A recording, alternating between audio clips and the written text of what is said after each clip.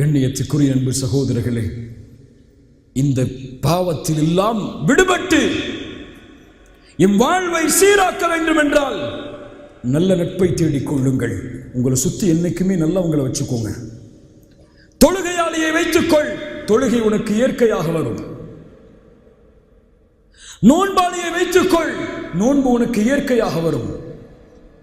பாவங்களை பாவங்களாக கருதக்கூடியவரை வைத்துக்கொள், பாவத்தை பாவமாகவாவது கருதுவாய். இல்ல, என் நண்பர்கள் எல்லாம் சிகரெட் அடிப்பாங்க, நான் சிகரெட் அடிக்க மாட்டேன், நான் ரொம்ப ஸ்மோக்கிங்ல இருந்து விடுபட்டவன் தான், அவங்க தான் தண்ணி அடிப்பாங்க, நான் தண்ணி அடிக்க மாட்டேன், அவங்க தான் பெண்களோட போவாங்க, நான் போக மாட்டேன். இப்படி ஒரு வார்த்தை உன்னிடத்தில் இருந்தால் இரண்டு இருக்கும். ஒன்று, அதை அனுமதிப்பாய் செய்வதற்கு. இரண்டாவது, உள்ளத்தில் இயற்கையாக மாறும், இதுவெல்லாம் பாவமே இல்லை என்று மாறுமா? மாறாது. தொழுகையை விடுபவர்கள் உங்களுடைய அறையில் இருந்தால் தொழுகையை விடுவதை பாவமாக கருதவே மாட்டாய். 1000 பயான் கேட்ப, 1000 அறிவுரைகளை கேட்ப, 1000 தாழ்வாவை கேட்ப, ஏறாது மண்டையில். ஏன் நீ அதை பார்க்கிறத பாவமா பார்க்கல? ஒரு தொழுகையை விட்டால் உயிர் போகக்கூடிய அளவுக்கு துடிக்கக்கூடியவனிடத்தில் நட்பு வைத்தால் நீயும் துடிப்பாய். இயற்கையாக உன் உள்ளம் துடிக்கும். ரசூலுல்லாஹ் அதனால் தான் சொன்னார்கள், ஃபல்யன்துர் அஹதுக்கும் மையுகாலில். இரண்டாவது ஹயா, வெட்க உணர்வை கொண்டு வா. உன் இறைவன் உன்னை பார்க்கிறான். நீ தொழுகையை விடுவதை அவன் பார்க்கிறான், நீ மது குடிப்பதை அவன் பார்க்கிறான், நீ தவறான பழக்கத்தை செய்வதை அவன் பார்க்கிறான். உன் பெற்றோர் பார்க்காமல் இருக்கலாம், உன் நண்பன் பார்க்காமல் இருக்கலாம், அவங்களுடைய பார்வையிலிருந்து நீ மறைக்கலாம். போன்ல 1000 செக்யூரிட்டி கோட போட்டு நீ மறைச்சிருக்கலாம். உன் ஃபேஸ்புக்கில் என்ன இருக்கோ, உன் வாட்ஸ்அப்பில் என்ன இருக்கோ, அதை எல்லாத்தையும் பயங்கரமான செக்யூரிட்டிலாம் போட்டு நீ மறைச்சிருக்கலாம். ஆனால் அவனுக்கு தெரியும், அவனுக்கு தெரியும். சிலருக்கு அவகாசம் கொடுப்பான், சிலரை இழிவுபடுத்தி விடுவான். அவன் நாடுபவர்களை قل اللهم مالك الملك تؤتي الملك من تشاء وتنزع الملك ممن تشاء. நாடியவர்களை இழிவுபடுத்துவான். உன்னை மக்கள் கண்ணியவானாக பார்க்கலாம். ஒரு அறிஞர் அழகாக சொல்லுவார், இந்த மக்கள் எமக்கு கொடுக்கக்கூடிய கண்ணியம் எல்லாம் இறைவன் என் மீது போட்டிருக்கக்கூடிய திரைக்குதான். அந்த திரையை இறைவன் அகற்றினால், என் பாவங்கள் வெளியே தெரிந்துவிட்டால், உலகத்தில் ஒருவன் கூட உன்னை மதிக்க மாட்டான். உன் மனைவியை உன்னை விரட்டி விடுவாள். அவ்வளவு பாவங்களை நாம் சுமக்கிறோம். நான் யார் என்று எனக்கு தெரியும், நீங்கள் யார் என்று உங்களுக்கு தெரியும். நபி யூசுப் அலைஹிஸ்ஸலாம் வாலிபர்களை பற்றி பேசும்போது அவரை எப்படி பேசாமல் இருக்க முடியும்? நபியின் மகன், நபியின் மகன், நபியின் மகன். எவ்வளவு சோதனைகளை கடந்து வருகிறார். ஒரு அரசவையில் ஒரு அமைச்சரின் வீட்டில் வேலையாளாக வேலை செய்யக்கூடிய வாய்ப்பு. அந்த பெண் அழகுள்ள குடும்பம் உள்ள ஒரு பெண் அழைக்கிறாள். ஹைதலக், என்னோடு வந்து சேர்ந்து கொள். கதவுகள் அடைக்கப்பட்டு விட்டது, சேர்ந்து கொள். ஒரு பெண் கதவை அடைத்து என்னோடு சேர்ந்து கொள் என்று அழைக்கிறாள். ஒரு வாலிபர் பெருமையா ஒரு நீண்ட வாழ்க்கையை நபியோடு வாழவில்லை. கொஞ்ச காலம் தன் தந்தை இடத்தில் படித்த பாடம் அவ்வளவுதான் அவருக்கு. அதற்கு பிறகு மிஸ்ரில் அந்த அரசவையில் தான் அவருடைய வாழ்க்கை. சிறு வயதில் அவருடைய கற்ற பாடம் அந்த நேரத்தில் நினைவு வருகிறது. அந்த பெண் அழைக்கும் பொழுது சொன்னார்கள், கால மஅதல்லாஹ் இன்னஹு ரப்பி அஹ்ஸன மஸ்வாய இன்னஹு லா யுஃப்லிஹு ஸாலிமூன். அல்லாஹ் உன்னிடத்திலிருந்து என்னை பாதுகாக்கட்டும். இது தவறு, இது குற்றம். யாரும் பார்க்கவில்லை என்றாலும் அவன் பார்க்கிறான். இன்னஹு ரப்பி அஹ்ஸன மஸ்வாய, ரப்பி என்னுடைய எஜமானன். யூசுப் அலைஹிஸ்ஸலாம் சொன்னார்கள், கால மஅதல்லாஹ், அல்லாஹ் உன்னை விட்டு என்னை பாதுகாக்கட்டும்.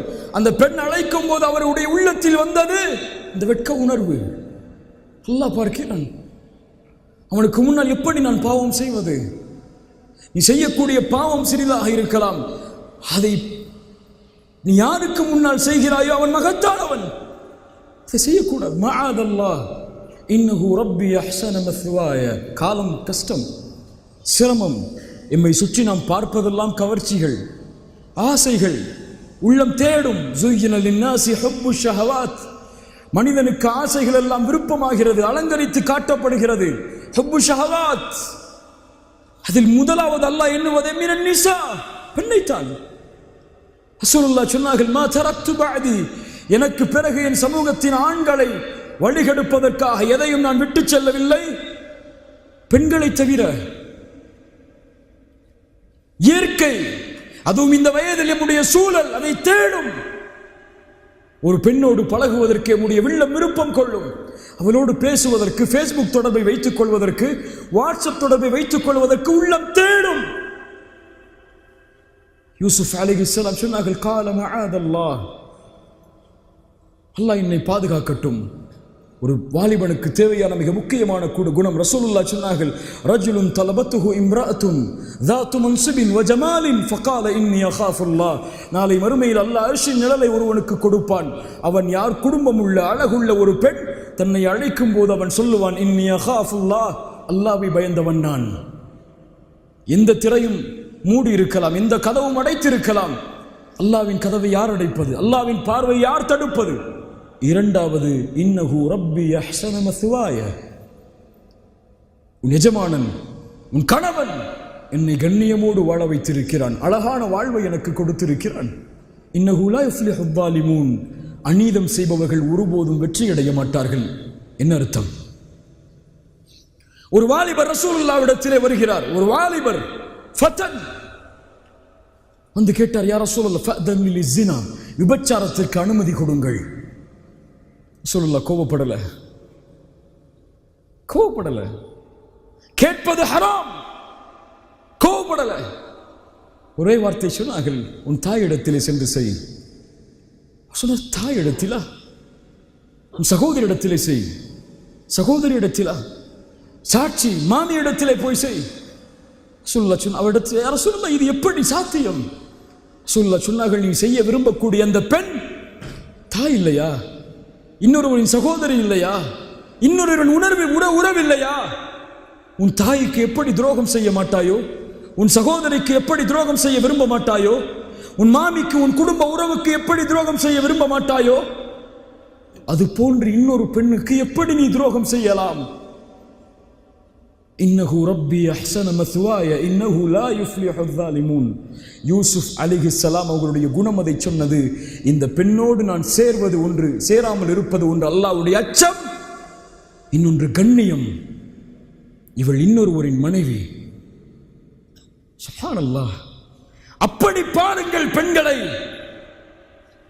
பெண்கள் கவர்ச்சி பொருள் அல்ல. இன்று எப்படி நம்முடைய உள்ளம், எந்த பெண் நம்முடைய கிளாஸ் ரூம் அழகா இருப்பாளோ அவள்கிட்ட தான் பேசுவோம். போய் இயற்கை அது. அவங்கள்ட்ட தான் போய் ஹோம்ஒர்க் கேட்போம். அது இயற்கை. ஆனால் நீ உள்ளத்திலே பதிய வைக்க வேண்டிய ஒரு விஷயம், அவள் கவர்ச்சி பொருள் அல்ல. அவள் ஒரு உயிர். அவளுக்கு உணர்வு இருக்கிறது. உலகம் பெண்களை கவர்ச்சி பொருளாக ஆக்கலாம். ஒரு முஸ்லிமுடைய பார்வை ஒரு பெண்ணை கண்ணியத்தோடு பார்க்கும், ஒரு பெண்ணை மதிப்போடு பார்க்கும். எனக்கு அனுமதி இல்லாத பெண்ணை தவிர வேறு எந்த பெண்ணின் மீதும் என் பார்வை திரும்பாது என்று என் இறை கட்டளையை ஏற்று செயல்படும். குல்லில் முஃமினீன, முஃமினான ஆண்களுக்கு சொல்லுங்கள், பார்வைகளை தாழ்த்தட்டும். கண்ணியத்தோடு ஒரு பெண்ணை பார். கவர்ச்சி பொருளாக, ஒரு இச்சையை தீர்க்கக்கூடிய பொருளாக ஒரு பெண்ணை பார்க்காதே. நபியின் வழிமுறை அல்ல. முதல் பார்வை உன்னுடையது, இரண்டாவது பார்வை ஷைத்தானுடையது. ஷைத்தான் உன்னை தூண்டுவான். அடுத்து அந்த பெண்ணை எங்க பார்க்க வேண்டுமோ அது அந்த பார்வையின் பக்கம். அதற்காக என் சகோதரி, என் தோழி, கண்ணியத்தோடு நாங்கள் பழகுகிறோம், நேசத்தோடு நாங்கள் பழகுகிறோம், இதற்கும் அனுமதி உண்டு என்றெல்லாம் ஆதாரம் தேடி போயிடாதீங்க. மார்க்க வரம்பு இருக்கிறது, விதிமுறை இருக்கிறது. அதை பேணி ஒரு பெண்ணோடு எந்த நேரத்திலே பேசலாம், எப்படி பேசலாம், எதற்காக பேசலாம், அதை தெரிந்து ஒரு பெண் ஏதாவது கேட்டால் பதில் சொல்லலாம். ஒரு பெண்ணை பார்த்தால் தலை குனிந்து ஹராம் ஹராம் என்று சென்று சொல்லவில்லை. ஒரு பெண் வந்து ஏதாவது விஷயத்தை எங்கே இந்த கால இந்த இந்த இந்த இந்த இந்த பிளாக்குக்கு எப்படி போகணும்னு கேட்கும்போது ஹராம் ஹராம்னு பேசாம போக சொல்லல. அதை தைரியமாக கண்ணியத்தோடு அந்த பெண்ணுக்கு பதில் சொல்லி திரும்பு. ஆனால் நட்பு என்ற பெயரில், தோழி என்ற பெயரில், ஃப்ரெண்ட்ஷிப் என்ற பெயரில் அந்த பெண்ணோடு பேசி பழகுகிறாய் என்றால் அதற்கு பின்னால் இருக்கக்கூடிய காரணம் ஒன்று அழகு, அல்லது ஈர்ப்பு, அதுதான், வேறொன்றும் இல்லை. அது உனக்கே தெரியும்.